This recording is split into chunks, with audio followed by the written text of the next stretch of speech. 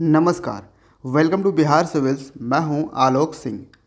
तो आज है 10 फरवरी 2022 और आज के बिहार प्लस नेशनल और इंटरनेशनल करंट अफेयर्स डिस्कस करेंगे इस वीडियो में। पीडीएफ आपको हर दिन की तरह डिस्क्रिप्शन बॉक्स में मिल जाएगा। So without any further delay let's start. पहला सवाल, which IAS officer of Bihar cadre has been appointed as the new managing director of National Highways and Infrastructure Development Corporation Limited NHIDCL।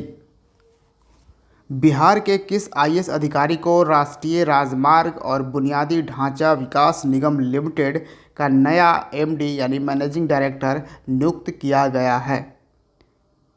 तो किन्हें appoint किया गया है? चंचल कुमार को। Option A is the correct answer. Chanchal Kumar 1992 batch के IAS officer हैं। ठीक है, तो ये याद रखिएगा। और रिसेंटली बिहार कैडर के ही आईएएस ऑफिसर के यानी जिनका नाम है रवि मित्तल, इन्हें अपॉइंट कर दिया गया है insolvency and bankruptcy board of India के नए चेयरमैन। ठीक है, next question. Standing committee of parliament has propose to change the code of which airport of Bihar. संसद की अस्थाई समिति ने बिहार के किस हवाई अड्डे के कोड को बदलने का प्रस्ताव दिया है? तो देखिए, हर हवाई अड्डे का, इंटरनेशनल एयरपोर्ट हो या फिर रेलवे स्टेशन हो, सबका आपको एक कोड दिखता होगा। ठीक है, तो जैसे पटना जंक्शन का जैसे PTN ऐसे करके लिखा दिखेगा आपको। ठीक है, ये जंक्शन का मैं बता रहा हूँ, रेलवे स्टेशन का। उसी तरह से एयरपोर्ट का भी वो कोड होता है। तो गया का जो गया इंटरनेशनल एयरपोर्ट है, option A is the correct answer. इसका प्रपोज़ल रखा गया है कि इसका जो कोड है उसको चेंज करिए। तो गया का जो कोड है ना वो है GAY। इसको प्रोनाउंसिएट करिएगा तो होता है गे। ठीक है, तो इसलिए इस वर्ड को बदलना चाह रही है ये कमेटी। इसका प्रपोज़ल है कि इसको YAG रखिए इसका कोड। ठीक है, वैसे बिहार में 3 इंटरनेशनल एयरपोर्ट हैं।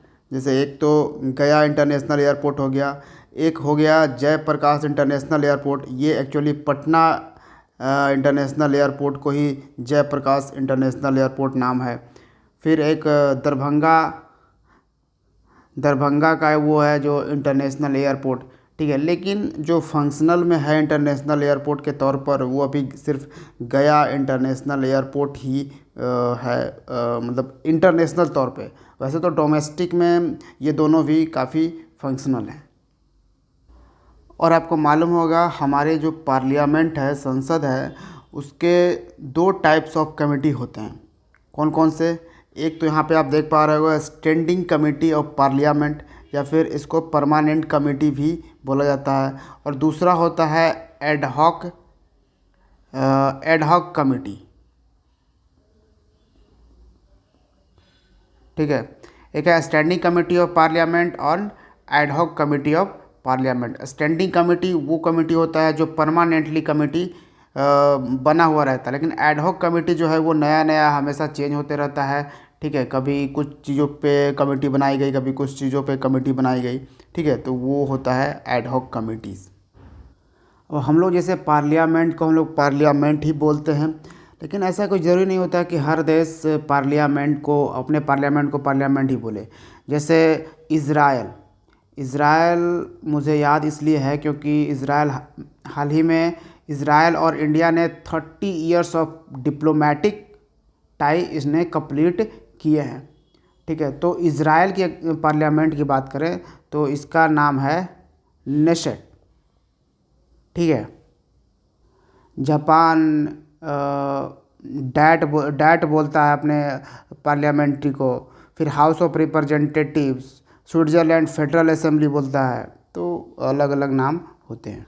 जैसे यूएसए क्या बोलता है पार्लियामेंट को? कांग्रेस। जी हाँ, ये कांग्रेस, ये भारत की कांग्रेस पार्टी है, लेकिन वहाँ जो पार्लियामेंट को ही कांग्रेस बोला जाता है जिसको। और ये जो पार्लियामेंट उनका जो है वाइट हाउस, जहाँ पे वहाँ के प्रेसिडेंट रहते हैं, उसको वाइट हाउस बोलते हैं।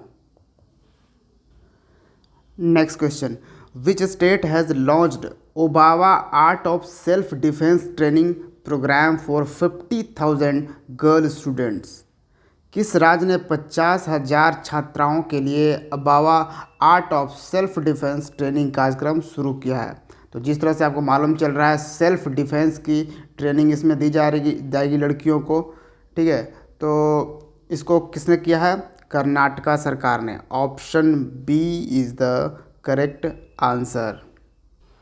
और कर्नाटका का उडुपी डिस्ट्रिक्ट हाल फिलहाल बहुत ही न्यूज़ में है, एक्चुअली कंट्रोवर्सी में है।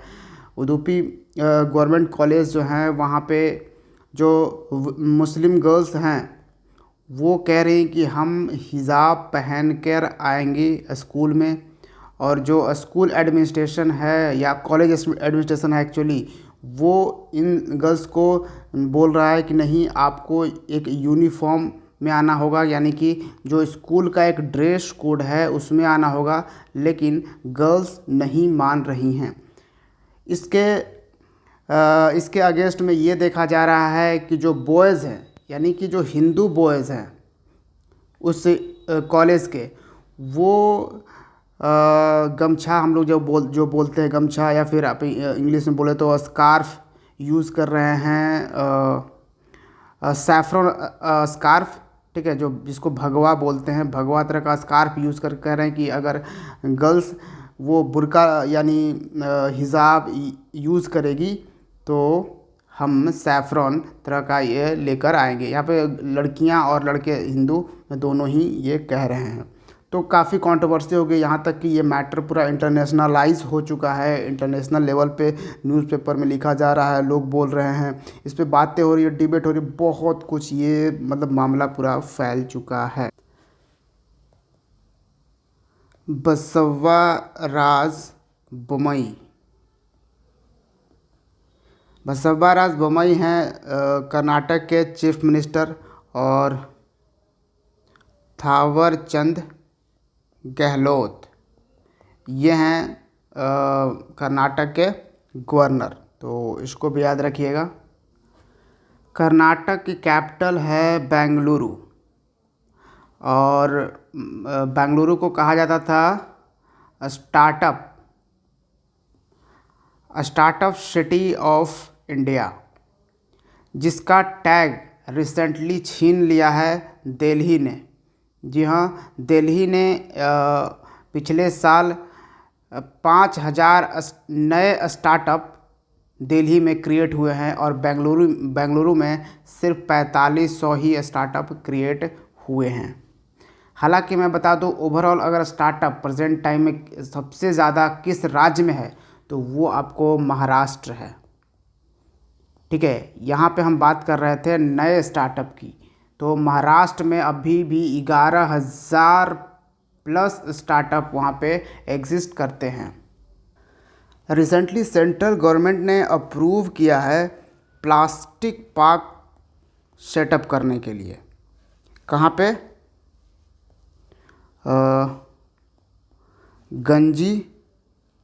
गंजी मठ में।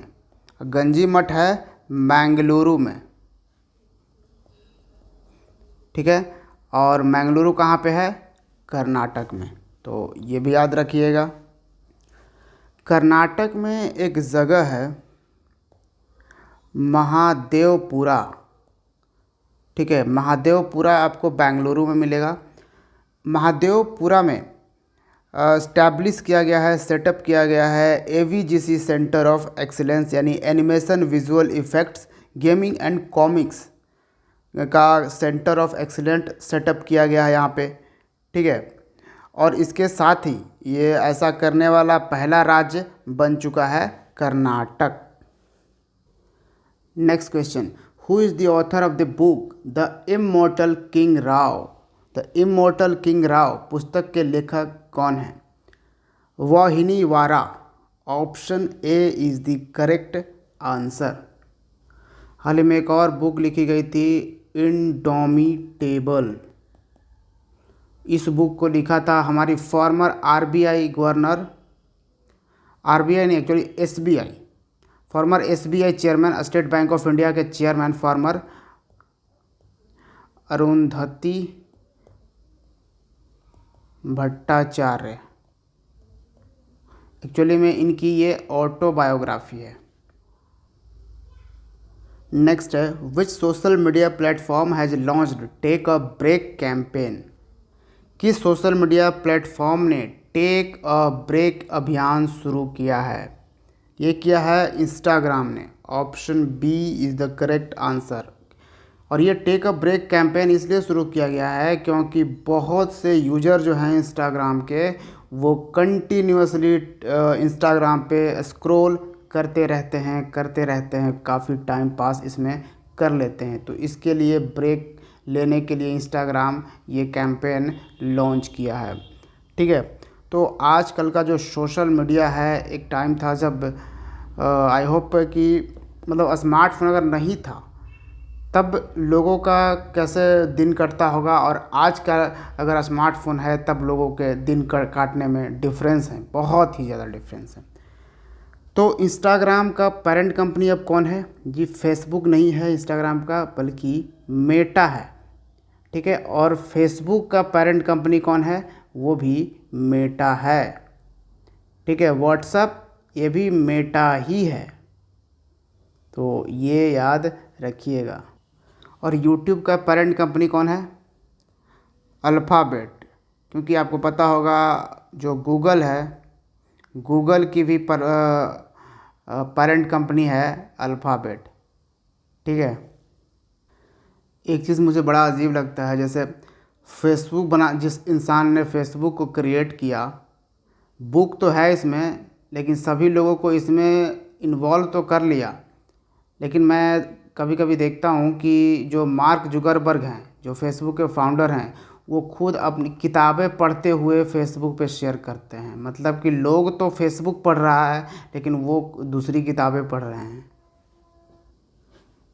Next, Indian military has inked contract deal with which country to purchase 84 anti armour weapon. भारतीय सेना ने 84 एंटी आर्मर हथियार खरीदने के लिए किस देश के साथ अनुबंध किया है? तो इंडियन आर्मी ने किया है फ्रांस, नहीं, स्वीडन के साथ। Option C is the correct answer. ठीक है, तो स्वीडन की एक कंपनी है शाब, इसी से इंडियन आर्म्ड फोर्सेस ने ये डील साइन करी है। एक्चुअली में ये एक कॉन्ट्रैक्ट रखा गया था, एक कंपटीशन रखा गया था, तो इस कंपनी ने, स्वीडन की साब कंपनी ने ये कॉन्ट्रैक्ट जीता। 84 एंटी आर्मर वेपन ये बनाएगी। ठीक है, यानी एक्चुअली ये बनाएगी और ऑब्वियसली भारत इनसे खरीदेगा। स्वीडन की कैपिटल है स्टॉकहोम। और स्वीडन की करेंसी क्या है? क्या आप गेस कर सकते हो? क्रोना। जी हाँ, इनकी करेंसी का नाम है krona. Next, what is India's score in the global digital skills index 2022? Global digital skills index 2022 में भारत का स्कोर क्या है? तो भारत का स्कोर रहा 63। Option D is the correct answer. यहाँ पे नोटिस करिएगा, रैंक नहीं पूछा जा रहा है, स्कोर है। ठीक है, तो यहाँ पे 63, और 63 स्कोर के साथ इंडिया लीड्स कर रहा है, यानी ये हाईएस्ट है, टॉप है इसमें। ठीक है, किसमें? Global digital skills index 2022। अब इस तरह के क्वेश्चंस, इंडेक्स रिपोर्ट्स वाले क्वेश्चंस में ये भी एक सवाल होता है कि इसको किसने रिलीज़ किया है? तो इसको रिलीज़ किया है सेल्सफोर्स। ये एक सॉफ्टवेयर कंपनी है जो बेस्ड है सैन फ्रांसिस्को में। सैन फ्रांसिस्को कहाँ है? कैलिफोर्निया में। कैलिफोर्निया कहाँ है? यूएस में, अमेरिका में। सेल्स फोर्स नाम की। और इसने 19 देशों के करीबन 23,500 वर्कर्स पे ये सर्वे किया, ठीक है, जिसमें इसने बताया कि भारत में ग्लोबल डिजिटल स्किल्स जो है वो सबसे ज़्यादा है। अब इसमें इस सर्वे में आया क्या?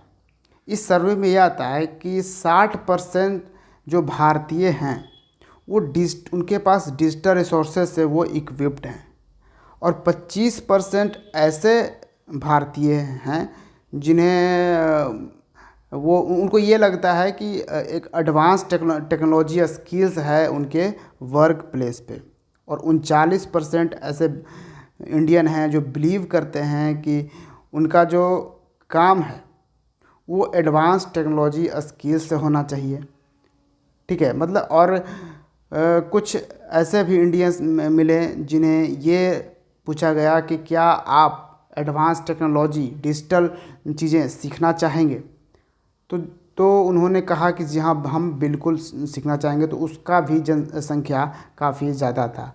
मतलब जो डिजिटल स्किल्स को लेकर एक एक्साइटमेंट, एक जानने की इच्छा, क्यूरियसिटी, ये सब जो थी वो भारतीयों में सबसे ज़्यादा थी इन 19 कंट्रीज़ में से, ठीक है। नेक्स्ट क्वेश्चन है, which Indian force has launched nationwide AAHT operation to curb human trafficking. मानव तस्करी को रोकने के लिए किस भारतीय बल ने देशव्यापी AAHT ऑपरेशन शुरू किया है? तो AAHT ऑपरेशन शुरू किया गया है RPF के द्वारा, रेलवे प्रोटेक्शन फोर्स के द्वारा। Option D is the correct answer. किस लिए? तो ह्यूमन ट्रैफिकिंग के लिए, क्योंकि आपको पता होगा हर साल जो भारतीय रेलवे है, मतलब हर दिन कम से कम 21,000 ट्रेनें रवाना करती है, ठीक है। तो इसमें काफ़ी ज़्यादा जो बच्चे हैं, महिलाएं हैं, उनको लोग ठग लेते हैं, किसी तरह से बहला फुसला के उन्हें लेकर चले जाते हैं। तो उन सब चीज़ों से बचाने के लिए, उनको सेफ गार्ड करने के लिए ये मुहिम चलाई गई है रेलवे प्रोटेक्शन फोर्स के द्वारा। और इंडियन रेलवे ने हाल ही में जो ट्रेन गार्ड्स का पोस्ट था, ट्रेन गार्ड्स जिसको कहा जाता था, उसका नाम चेंज कर ये कर दिया गया है ट्रेन मैनेजर्स, क्योंकि उनकी उतनी वर्क हो जाती थी, इसलिए उनका काम अब ट्रेन मैनेजर्स नाम से वो जाना जाएगा, ठीक है। तो ये चीज़ें हैं। फिर आप देखिए तो रेलवे ने एक मिशन लॉन्च किया था, मिशन अमानत।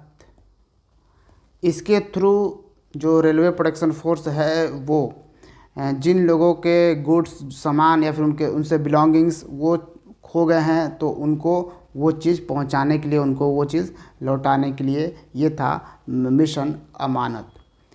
फिर काफ़ी पहले से ही रेलवे का एक मिशन है, मिशन जीवन रक्षा।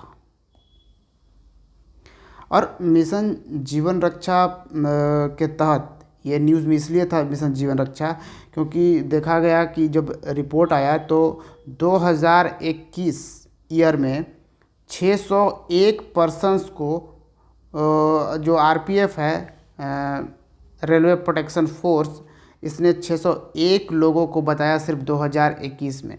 और पिछले 4 सालों की अगर बात करें तो करीबन 1650 जिंदगियां बचा चुका है रेलवे प्रोटेक्शन फोर्स। ऑब्वियसली आप देखते होंगे रेलवे ट्रैक पर लोग चले जाते हैं, कभी कभी ट्रेन में जल्दीबाजी में फिर कभी ट्रेन को चलते चलते उतर जाते हैं, तो काफ़ी खतरा होता है। तो उन सब चीज़ों से रेलवे प्रोटेक्शन फोर्स इन्हें बचाई है। किस मिशन के तहत? तो मिशन जीवन रक्षा के तहत। तो ये भी याद रख सकते हैं।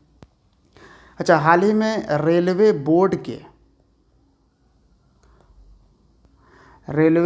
के चेयरमैन के तौर पर किन्हें अपॉइंट किया गया है? VK त्रिपाठी को। ठीक है। रेलवे मिनिस्टर कौन है? यूनियन रेलवे मिनिस्टर कौन है? यूनियन रेलवे मिनिस्टर अश्विनी वैष्णव। अब यहाँ से मैं आपसे सवाल पूछूंगा, बताइए कि अश्विनी वैष्णव जी के पास एक और क्या पोर्टफोलियो, किस मिनिस्ट्री का? कमेंट में लिखिए। एक तो रेलवे मिनिस्ट्री है इनके पास और एक और पोर्टफोलियो है, इंपॉर्टेंट पोर्टफोलियो, वो बताइए क्या है। तो याद रखिएगा, as soon as possible. Next है, who has taken charge as the director of Vikram Sarabhai space centre VSSC। तो विक्रम साराभाई अंतरिक्ष केंद्र के निदेशक के रूप में किसने कार्यभार संभाला है? तो ये हैं doctor Unni Krishnan Nair. Option C is the correct answer.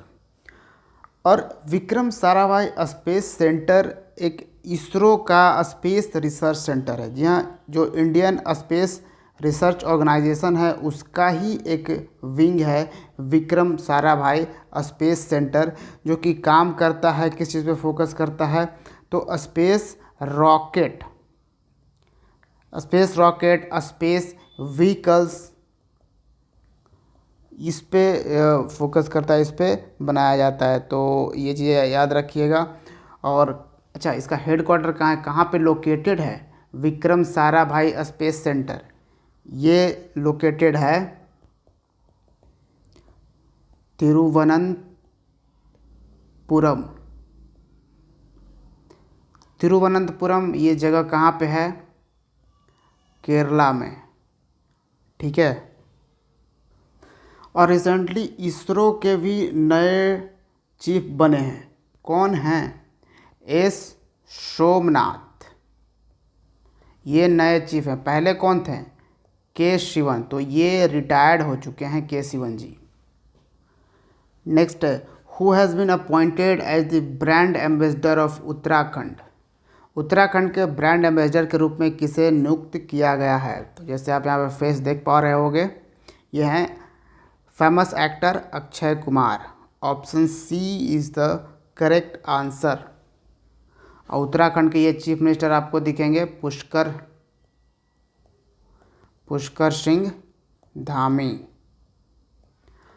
और पिछले साल उत्तराखंड ने ब्रांड एम्बेसडर के तौर पर फेमस क्रिकेटर ऋषभ पंत को अपॉइंट किया था।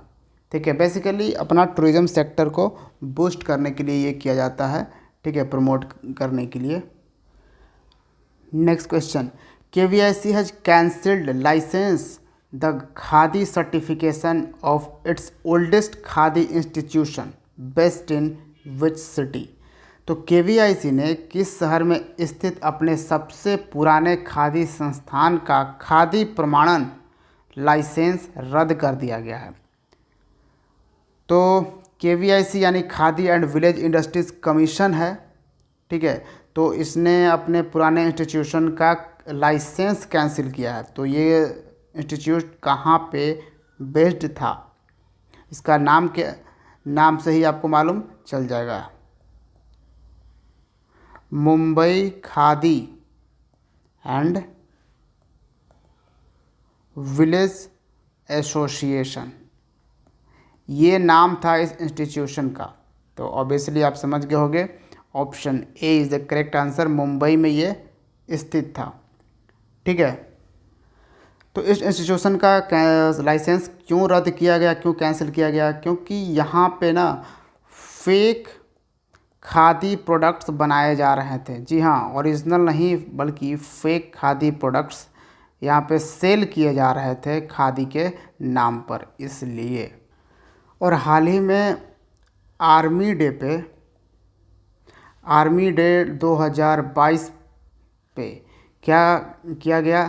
तो दुनिया का वर्ल्ड्स लार्जेस्ट खादी फ्लैग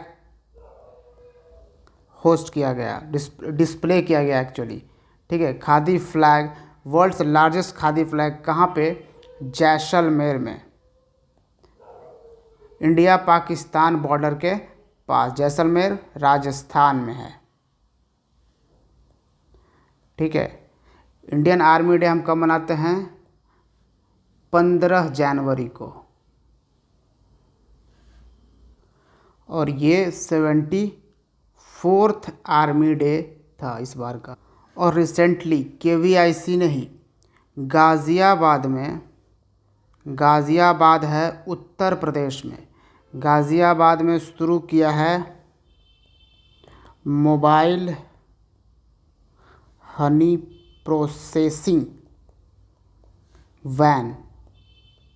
तो ये भी याद रखिएगा। KVIC के चेयरमैन हैं कौन? विनय कुमार सक्सेना, ये याद रखिएगा। अच्छा, एक और मोस्ट इम्पॉर्टेंट सवाल, KVIC किस मिनिस्ट्री के अंडर आता है? तो MSME, ministry of micro small and medium enterprises. Next और आज का लास्ट सवाल, how much amount of sovereign loan was extended by ADB to India in 2021? ADB द्वारा भारत को 2021 में कितनी सॉवरेन ऋण राशि प्रदान की गई थी? तो ये प्रदान की गई थी $4.6 billion. Option B is the correct answer. और इसमें से $1.8 बिलियन तो सिर्फ कोविड-19 पेंडेमिक से निपटने के लिए ही था। ADB एशियन डेवलपमेंट बैंक, जिसका हेड क्वार्टर आपको मिलेगा मनीला में, और मनीला है फिलीपींस में। ठीक है, फिलीपींस में आपको मिलेगा मनीला। एक है न्यू डेवलपमेंट बैंक, ठीक है, NDB, जिसको बनाया है ब्रिक्स कंट्रीज़ ने मिलकर इसको बनाया है, ब्राज़ील, रसिया, इंडिया, चाइना और साउथ अफ्रीका। तो ये था आज का करंट अफेयर्स। कभी कभी थोड़ा टाइम ज़्यादा लग जाता है क्योंकि मैं क्वालिटी से कभी कॉम्प्रोमाइज़ नहीं करना चाहता। Thank you for watching Bihar civil. See you in the next video. जय हिंद।